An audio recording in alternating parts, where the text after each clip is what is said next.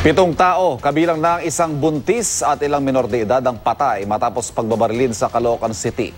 Tinitingnan mitya sa pananambang ang away fraternity at pagkakasangkot sa droga. Narito ang unang balita ni Victoria Tulad.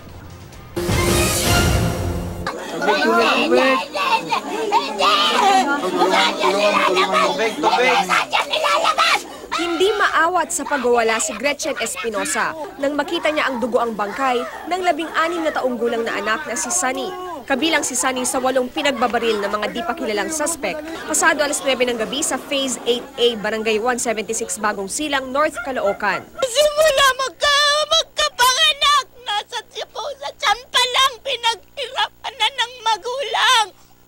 Tapos makikita mo na lang nakabulagdan, parang ginilitan ng manok. Hindi gano'n naman, parang awa nyo na.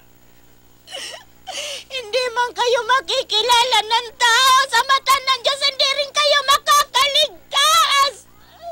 7 ang namatay ayon sa mga pulis. Bukod kay Sunny, pumanaw din sina Angelito Soriano, Cristina Santor, Jonel Segovia at ang buntis na si Annalyn Dayamla. 3 naman ang isinugod sa Tala Hospital, sina Kenneth Lim, Edward Villanueva at Ednel Santor.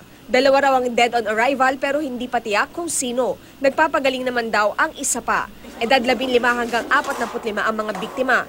Labis din ang hinagpis ng mga kaanak ng iba pang pinatay.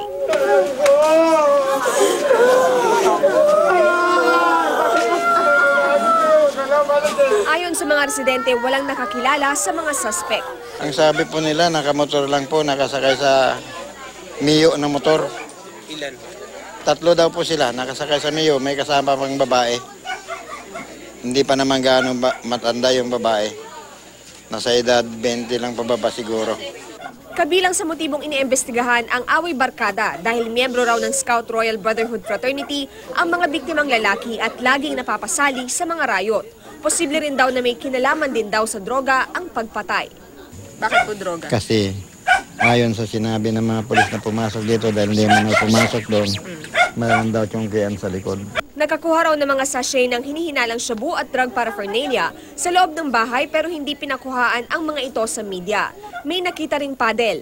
Nagkagulo naman ang mga residente nang kukunin na ng punerarya ang mga bangkay. Ayaw nila itong ipadala dahil mahal daw maningil ang naturang punerarya.